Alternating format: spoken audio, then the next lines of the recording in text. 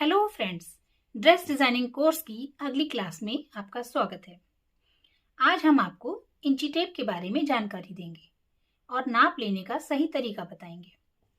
इंची टेप के बारे में जैसे आप जानते हैं, इंची टेप में एक तरफ आपने देखा होगा ये छोटी पत्ती होती है और एक दूसरी साइड पे एक 3 इंच की पत्ती लगी होती है। ऐसा इसलिए होता है कि जब हमें कोई गोलाई वाले नाप लेने होते हैं तब हम इस पत्ती के साथ अगर वो नाप लेंगे तो ये मुड़ नहीं पाएगी, जिसकी वजह से हम गलत नाप ले लेंगे। तो उसके लिए हमें ये आधे इंच वाली पत्ती की साइड से ही गोलाई वाले नाप लेने चाहिए। और जब लंबाई वाले नाप लेने हैं तो वो हम इसी साइड से ले सकते हैं, इससे हमारा इंची टेप स्ट्रेट रहता है। इसके अलावा इंची टेप में दोनों ही तरफ इंच शुरू होते हैं, मगर एक साइड पे इंच के साथ साथ सेंटीमीटर भी शुरू होते हैं। इंच के बारे में मैं आपको बता ही चुकी हूँ कि यहाँ से आधा 1 इंच और फिर 1.5, 2, 2.5, 3 इस तरीके से इंची टेप को हम यूज करते हैं। फ्रेंड्स, सिलाई करने के साथ साथ जब मैंने आपको बताया है कि प्रैक्टिकल कॉपी यूज करनी है तो उसमें सबसे पहले आप कुछ मुख्य बातें लिखिए। जैसे 1 मीटर में 100 सेंटीमीटर होते हैं। आपको पता होना चाहिए कि जब हम कपड़ा खरीदते हैं तो अब हम उसे दुकानदार को मीटर या 2 मीटर कह के लेते हैं, तो हमें कैसे पता चलेगा? जब हम कपड़े का अनुमान लगाना सीखेंगे तो हम जानेंगे कि सेंटीमीटर और इंच हमें पता होते हैं कि हम मीटर निकाल पाते हैं। तो इसके लिए हमें पता होना चाहिए 1 मीटर में कितने इंच होते हैं और 1 मीटर में कितने सेंटीमीटर होते हैं। तो 1 मीटर में 100 सेंटीमीटर होते हैं, ये चीज आपको नोट करनी है। और 1 मीटर में 39.5 इंच होते हैं। देखिए, जैसे ये देखिए, यहाँ पे 100 सेंटीमीटर पूरे हो रहे हैं, ये 1 मीटर हुआ और यहीं पर लगभग 39.5 इंच पूरे हो रहे हैं। तो आपको ये चीज नोट करनी है कि 1 मीटर में 100 सेंटीमीटर होते हैं, 1 मीटर में 39.5 इंच होते हैं और 1 इंच में 2.5 सेंटीमीटर होता है। इसके बारे में भी आपको पता होना चाहिए। देखिए, जैसे यहाँ पे 1 इंच पूरा हो रहा है और यहाँ पे 2.5 सेंटीमीटर है। और इंच का निशान, फ्रेंड्स, हर जगह हम पूरा इंच तो नहीं लिखेंगे। जैसे इंच लिखने का तरीका तो ये है, मगर इसके लिए हमने कुछ सिंबल बनाए हैं। तो इंच का जो निशान है वो ये 2 कॉमे लगा के पूरा किया जाता है। जैसे अगर हम लिखना चाहते हैं 4 इंच, तो इसके लिए हम लिखेंगे 4 और ये इसके ऊपर ये 2 कॉमे शो कर देंगे, तो ये 4 इंच हुआ। अगर हम लिख रहे हैं 4 फुट तो हम 1 कॉमे का यूज करेंगे। किसी भी वस्त्र को कपड़े की लंबाई में रखकर ही काटा जाता है। ये चीज फ्रेंड्स, जब हम आपको कपड़े के बारे में बताएंगे तब इस चीज की जानकारी देंगे। आप अभी इसको नोट कर लीजिए। और आड़े कपड़े में लंबाई निकालने से फिटिंग खराब हो जाती है। ये चीज तो वैसे भी आपने सुनी होगी कि कोई भी कपड़ा लंबाई में ही बनाना चाहिए, आड़े कपड़े में बनाने से हमारी फिटिंग खराब हो जाती है। इसके बाद आता है फ्रेंड्स नाप लेने का सही ढंग और क्रम। फ्रेंड्स, ये मेरी एक स्टूडेंट की कॉपी है तो मैं इसी से आपको बता रही हूँ। इसी तरीके से आप भी प्रैक्टिकल कॉपी को यूज कीजिएगा। इसमें जैसे हमने लिखा नाप लेने का ढंग तथा क्रम, थोड़ा इंट्रोडक्शन दे देते हैं। जैसे कोई भी वस्त्र तैयार करने से पूर्व नाप लेना एक महत्वपूर्ण क्रिया है। यदि नाप ठीक ढंग से ना लिया जाए तो वस्त्र बिगड़ जाता है और फिटिंग भी खराब हो जाती है। इसीलिए नाप बड़ी सावधानी से लेना चाहिए। यदि नाप लंबाई नुमा लेना शुरू करें तो लंबाई वाले नाप ही लेने चाहिए और फिर क्रमानुसार चौड़ाई के नाप और फिर गोलाई के नाप लेने चाहिए। इसका मतलब है फ्रेंड्स, जब हम किसी भी व्यक्ति का नाप लेना शुरू करते हैं तो हमें एक बार में एक क्रम से नाप लेना चाहिए। जैसे अगर आपने उसे खड़ा किया है और आप सामने से लंबाई का नाप ले रहे हैं, तो जब हम उसके शोल्डर पे इंची टेप रख के लंबाई का नाप लेते हैं तो एक ही बार में हमें कमर की लंबाई, हिप की लंबाई, कुर्ती की जहां तक लेना है नी लेंथ, ये सब लंबाई एक ही बार में लेनी चाहिए। हमें उसे बार बार परेशान नहीं करना चाहिए। और जैसे हम गोलाई के नाप लेते हैं तो जब हम गोलाई के लिए इंची टेप को उसके पास घुमा के लाते हैं तो एक ही बार में हम चेस्ट का नाप, वेस्ट का नाप, हिप का नाप, गोलाई वाले जितने भी नाप हैं, गले का नाप, सब एक बार में ले लेते हैं। तो इससे टाइम भी बचता है और कस्टमर परेशान भी नहीं होता है। नाप लेने का सही ढंग, नाप लेने वाले को नाप देने वाले के दाईं तरफ खड़े होकर नाप लेना चाहिए। ये बिल्कुल सही तरीका है। जब हम किसी का नाप ले रहे हैं, मान लीजिए मैं यहाँ खड़ी हूँ और नाप जिसका लेना है वो सामने खड़ा है, तो हमें उसकी राइट साइड पे खड़े होकर ही नाप लेना चाहिए। नाप लेते समय शरीर को छूना नहीं चाहिए। उसका मतलब ये है कि जब हम नाप ले रहे हैं तो हमें इंची टेप को इस तरीके से पकड़ना चाहिए कि उसमें हमारी एक फिंगर कम से कम रहे और इंची टेप उनके शरीर को टच ना करे, तभी नाप सही आएगा।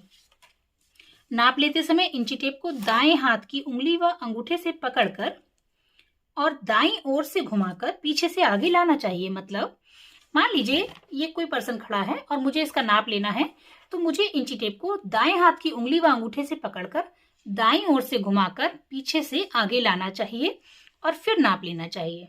ठीक है। नाप लेते समय व्यक्ति से बातें करते रहना चाहिए, क्योंकि वह सांस रोककर नाप ना दे दे। स्पेशली जब किसी टेलर के पास जाके कोई पर्सन नाप दे रहा है तो अननोन पर्सन के साथ अनकंफर्टेबल फील होता है, जिस वजह से थोड़ा सा हम सांस रोक लेते हैं और सांस रोकने से हमारी बॉडी में थोड़ा चेंज लगता है। जैसे कि आप जानते हैं, अगर हम सांस रोक लेते हैं तो पेट थोड़ा अंदर हो जाता है, और मान लीजिए हमारा पेट का ही नाप लिया गया है और बाद में उस नाप से कपड़ा तैयार हुआ और जब हम उसे नॉर्मल पहनते हैं तो वो चीज हमें टाइट हो जाती है। इसीलिए जब आप किसी का नाप ले रहे हैं तो उससे कुछ बातें करते रहें, कुछ भी यहाँ वहां की बातें, आप कहाँ रहते हैं, आप क्या करते हैं। स्पेशली उसे फील नहीं कराना है कि हम उसका नाप लेने में गड़बड़ ना हो, इस वजह से उससे बात कर रहे हैं। बस उसको थोड़ा नॉर्मल करने के लिए हमें उससे कुछ ना कुछ बातें करते रहना चाहिए, जिससे वो नॉर्मल रहे, कंफर्टेबल रहे और हमारा नाप सही आए। नेक्स्ट पॉइंट है गोलाई के नाप आधा इंच वाली पत्ती से व लंबाई के नाप 3 इंच वाली पत्ती को हाथ में रखकर लेने चाहिए। ये चीज मैंने आपको बताई थी, क्योंकि गोलाई के लिए हमें इंची टेप को मूव करना होता है। जैसे बड़े नाप, कमर का नाप, चेस्ट का नाप लेते हैं, लेकिन साथ ही साथ जब हम कलाई का नाप ले रहे हैं तो हम इंची टेप को कम से कम इसे घुमा रहे हैं, तब हमें ये आधे इंच वाली पत्ती से ही हेल्प मिलती है। और अगर हम 3 इंच वाली पत्ती के साथ हम ये नाप लेंगे तो हम ये नाप ले ही नहीं पाएंगे और गलत ले लेंगे। इसीलिए गोलाई के नाप हमेशा आधे इंच वाली पत्ती से नाप लेना चाहिए और लंबाई के लिए 3 इंच वाली पत्ती की साइड से नाप लेना चाहिए।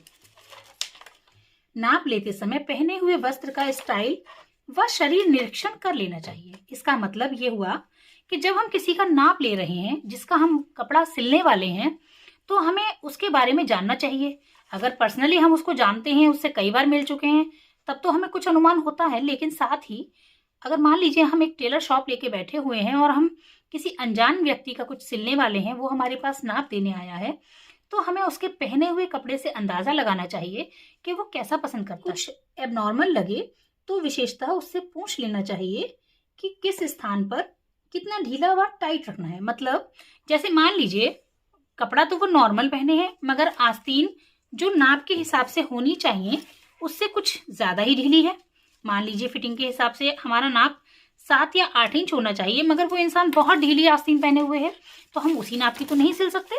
तो उसके लिए हमें उससे पूछ लेना चाहिए। नेक्स्ट पॉइंट है नाप लेते समय ग्राहक से उसकी रुचि व पसंद के बारे में पूछ लेना चाहिए। जैसा कि मैंने अभी आपको बताया कि जिसका हम कपड़ा सिल रहे हैं उसकी पसंद के बारे में हमें जानना जरूरी होता है। उसकी पसंद को ध्यान में रखते हुए ही हम कपड़े को सिलते हैं और उसकी फिटिंग देते हैं। ये सब बातों का ध्यान रखने से हमें क्या फायदा होता है? यदि हमने नाप सही ढंग से लिया है तो फिटिंग अच्छी आएगी, समय की बचत होगी। एक ही बार में यदि सही फिटिंग आ जाती है तो वस्त्र को बार बार उधेड़ना नहीं पड़ता, जिससे टाइम बचता है, गलती होने की संभावना नहीं होती है। नेक्स्ट है गोलाई के नाप। सिर का नाप, जैसे सिर से गले तक का नाप, कभी हमें कोई टोपी या बुर्का बनाना होता है तो हम सिर का नाप लेते हैं, और गले का नाप भी लेते हैं जब हमें किसी ड्रेस को सिलना है और गले में उसकी फिटिंग चाहिए, तो ये गोलाई के नाप में आता है। एक्रॉस चेस्ट का नाप, शर्ट का ड्राफ्ट है ये, तो इसमें हम ये जो ऊपर तीरा लेते हैं, इसके बाद ये जो चेस्ट के नाप से पहले, यानी ये जो हमारी मुट्ठी की गहराई है, इस आर्मोल के बीच में फ्रंट साइड में जो नाप लिया जाता है, इसे एक्रॉस चेस्ट का नाप कहते हैं। और ठीक इसके पीछे एक्रॉस बैक का नाप लिया जाता है। जैसे कि जेंट्स कपड़ों में तीरा पीछे लगा होता है, आपने देखा होगा, तो उस तीरे के जो चौड़ाई होती है उसे एक्रॉस बैक कहते हैं।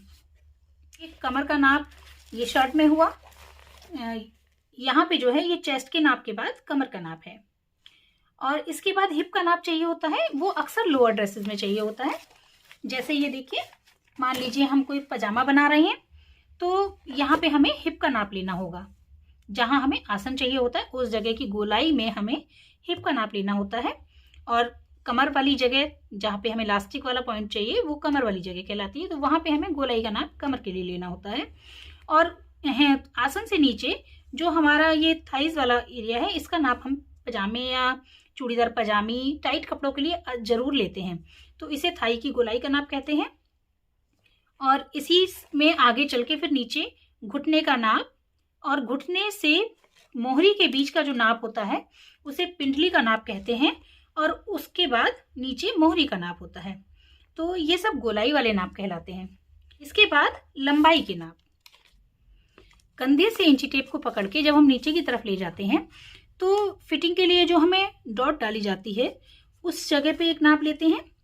उसके बाद में जैसे मान लीजिए हम ब्लाउज बना रहे हैं या कुर्ती बना रहे हैं तो कमर पे फिटिंग दी जाएगी, तो उस जगह हमारी कंधे से कमर तक की लंबाई कितनी है उस चीज़ का नाप लेंगे।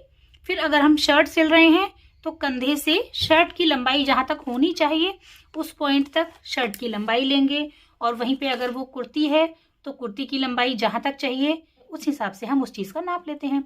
और वही ड्रेस अगर फ्लोर टच ले रहे हैं तो पूरी हम लंबाई पैरों तक लेते हैं। ऐसे ही कंधे से इंची टेप रख के जब हम हाथ की तरफ घुमाते हैं तो उसे आस्तीन की लंबाई कहते हैं। कभी कभी फुल स्लीव चाहते हैं, कुछ लोग कोहनी तक चाहते हैं, तो ये सब कस्टमर की पसंद के हिसाब से हमें नाप लेने चाहिए। कमर से इंची टेप रख के नीचे तक जब लटकाते हैं तो उसमें लोअर ड्रेसेस की जो है लंबाई के नाप हो जाते हैं। जैसे कमर से लिया हमने आसन की लंबाई, फिर थाई तक की क्या लंबाई है, नी तक की क्या लंबाई है, बॉटम तक की क्या लंबाई है, ये सारे नाप एक ही बार में ले लिए जाते हैं। तो इस तरीके से हमने आज आपको नाप के बारे में जानकारी दी। तो आज की वीडियो में इतना ही, फिर मिलेंगे अगली वीडियो में। और फ्रेंड्स, अगर आपने हमारी पिछली वीडियो नहीं देखी है, पुरानी सभी वीडियो को देखिए।